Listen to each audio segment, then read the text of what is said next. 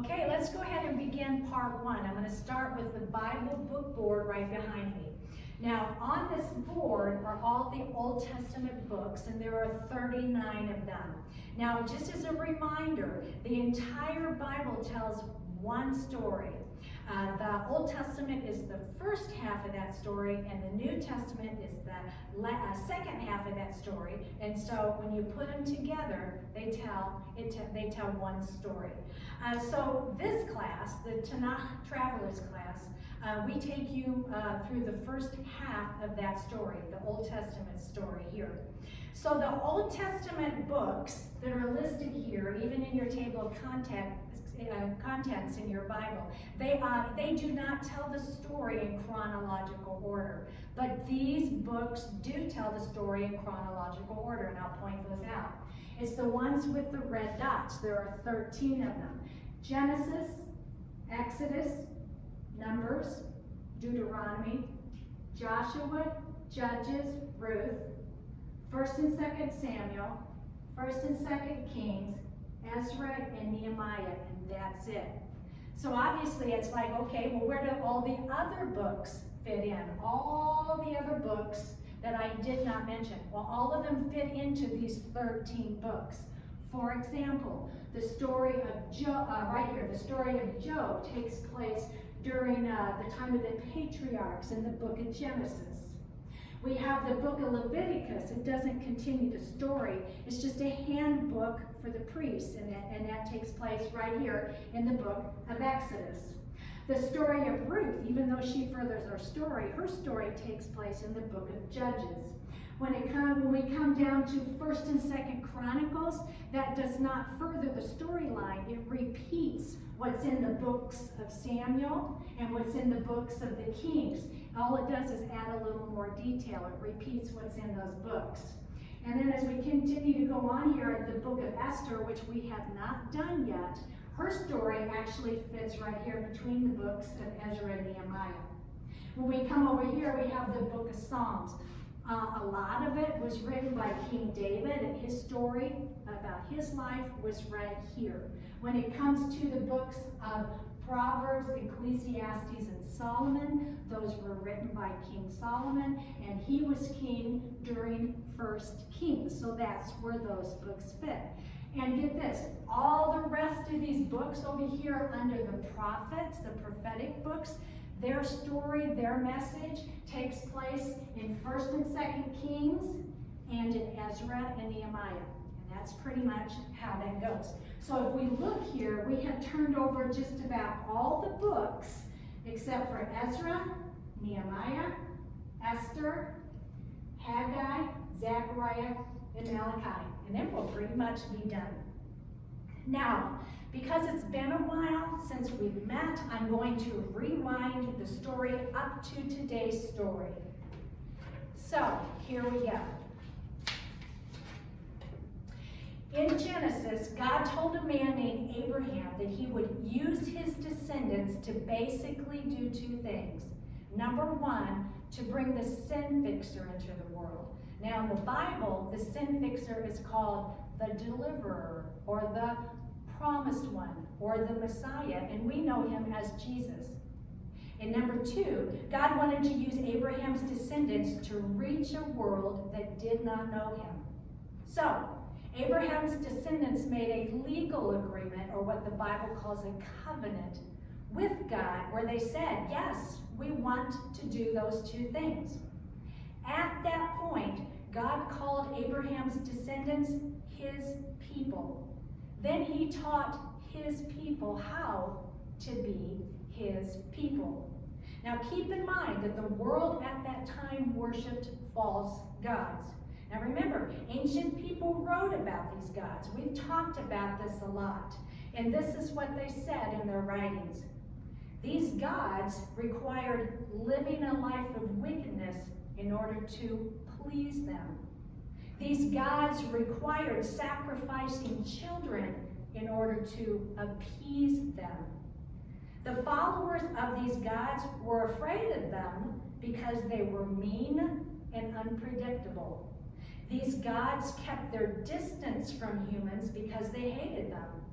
That's what they wrote about their own gods. Now, even though these gods were false gods, there was someone who started the belief in these gods, and it was Satan. And his only purpose was to use this false belief system in order to destroy human lives. But God taught his people that he was different, that he loved people, not hated them, that he desired to have a relationship with people, not be distant from them, that he wanted to be present and active in his lives, not absent and uninvolved, that he was trustworthy, not untrustworthy, that he wanted to save lives, not destroy lives. Then God taught his people how to have a relationship with him. He showed them that they were sinners and that sin separated them from his presence, but he taught them how to deal with their sin problem so his presence could dwell among them. Then he taught them how to live life differently from the world around them. After that, God gave his people a mission. And in a nutshell, God said, teach others what I have taught you, show them how to live life differently. So in other words, God's people were God's missionaries to a world that desperately needed them. As I continued our story into 1st and 2nd Kings right here, this is what happened. God had given his people a land of their own called Israel. He gave them kings to rule that land. He did this so they could live out their mission. But over time, his people abandoned their mission. Instead of reaching the world for God, they embraced the world of false gods. Instead of teaching others about God, they chased after these false gods. Instead of showing others how to live life God's way, they chose to live the wicked lifestyle of idolatry. God's people stopped being God's people. Now, when I teach the stories in 1st and 2nd Kings, I divide them into 4 stories because it is confusing. Now, we in this class, you guys, have already had the first 3 stories. So let me recap that for you so we can lead into today's story. In 1 Kings, the nation of Israel split into 2 parts. Israel the north and Judah the south. In my first 2 stories, I tell Israel the north side of the story. In the last 2 stories, I rewind the story and tell Judah the south side of the story. Now, you guys have already heard about Israel the north side of the story, but let me real quickly refresh your memory. Israel the north abandoned their mission. They did not want to follow God. Instead, they wanted to follow false gods and the wicked behavior that went along with it. And out of 20 kings, none, zilch, not a one followed God, and most of the people didn't either. But God didn't want to give up on them, so he sent prophets with a message of hope and forgiveness and second chances. God sent Elijah and Elisha and Hosea and Amos right here. But their messages were ignored. How can God use his people when they stop being his people? Eventually, Israel the north was exiled or taken away from their homeland by the Assyrians, and that was the end of their story. So the last Sunday we met, we started Judah's side of the story. So we rewound the story, and we're talking about Judah. Now, in that story, Judah had 8 godly kings. They had 20 kings, but 8 followed God. They wanted to fulfill their mission. But after the last godly king, things started to go downhill pretty fast. Today, we will finish Judah's side of the story. In today's story, Judah will be up to their eyeballs in idolatry. God will send these prophets to Judah. Here they are: Isaiah, Jeremiah. Lamentations is not a prophet. It's a book written by Jeremiah. And then God sent, let me look here, Joel, Micah, Habakkuk, and Zephaniah. These are the prophets that God sent to Judah the south. And their message too was that it started out as a message of hope and forgiveness, but they were ignored also. So get this, so you're going to learn that their message is going to start to change. And this is the message you will hear today. Exile is coming. Get ready for it. Don't fight it. Accept it. Adapt to it. Learn from it. But there is hope. After 70 years of living away from your homeland, you will return. And get this, the Messiah is coming. Be ready. Now, Judah the South, they will be in today's story. They will be exiled, just like Israel the North, but not by the Assyrians, by somebody called the Babylonians. So in our story today, you will hear about their exile, or when they were taken away from their homeland, and their life as exiles living in Babylonia. Now, while living in exile, God will encourage his people. He doesn't give up on them. He will still encourage his people through two prophets, and they are Ezekiel and Daniel. So as we look here, we only have a few books left. So now I'm going to go ahead and go to the dry erase board.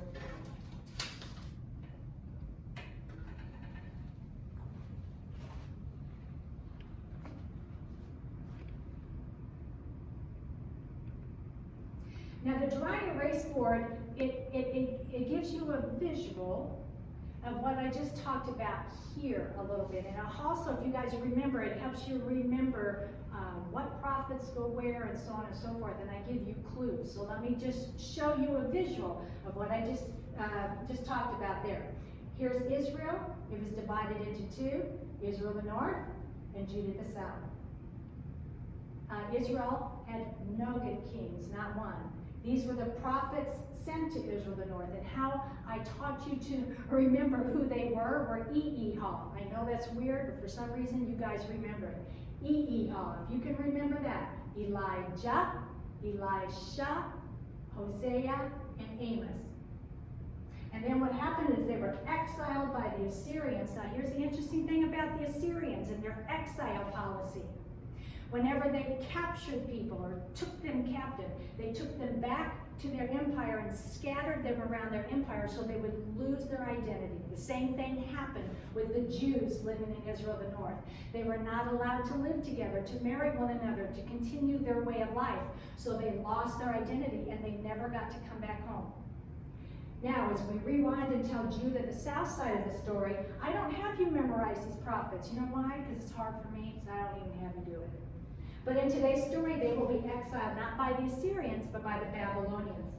But here's the difference. The Babylonians have a different exile policy. Instead of scattering them amongst their empire, they're going to be a little bit nicer. Now, they're not real nice, but a little bit nicer. They're going to say, you know what, we're going to allow you to live together in your community, to allow you to keep your Jewishness. So they will maintain their identity. And then here's the prophets who will encourage the people while living in exile, and I call him Ed. If you can remember Ed. Ed likes to babble. As far as Babylon, Ed likes to babble. Ezekiel and Daniel. All right, now we're going to go ahead and go to the map. See where our story takes place, where it's located. Now, if you notice, I do repeat a lot because I'm trying to use a lot of different senses. I want them to hear it, I want them to see it, and then I want them to see it in different ways. And usually during the story time, I want you to feel it and smell it and so on and so forth. So yes, I do repeat a little bit. This is to show you that the Israelites, Israel the north is gone, taken away by the Assyrians, scattered. Now on this I didn't tell you about right here, and it's the Samaritans. So here's what the Assyrians did. What they would do is they would leave the poorest of the poor behind in the land to take care of the land. Then they would bring in Gentile people that they had also captured and bring them in to live amongst the poor Jews that were left here. Eventually, these poor Jews married the Gentiles, and when they had children, these children were half Jewish and half Gentile. Those children were called Samaritans. So by the time we get to next week's story, the land will be full of Samaritans. So that's where that comes from. When it comes to today's story, again, here's Judah, the south. Here are the prophets that were sent.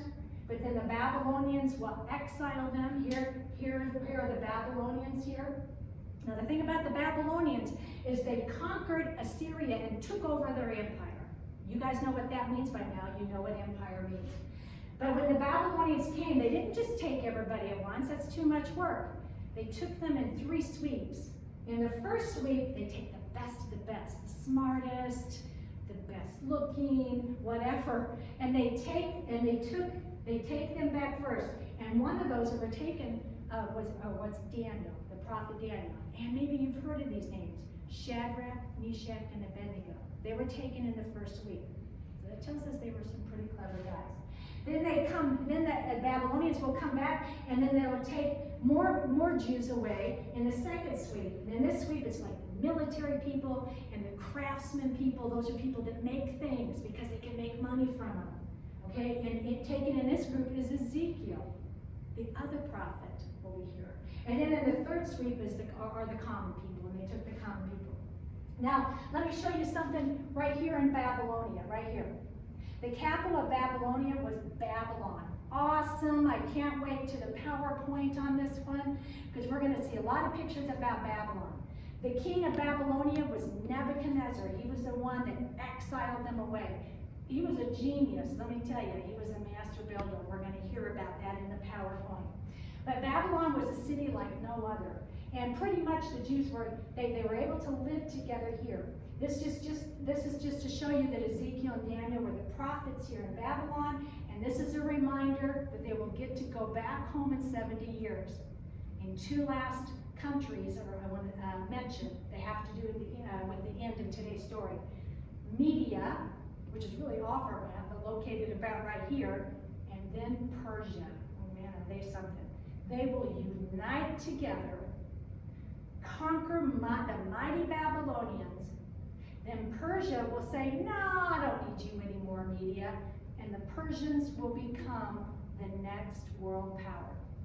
Now it's time to take a break before we go to the PowerPoint. Yeah.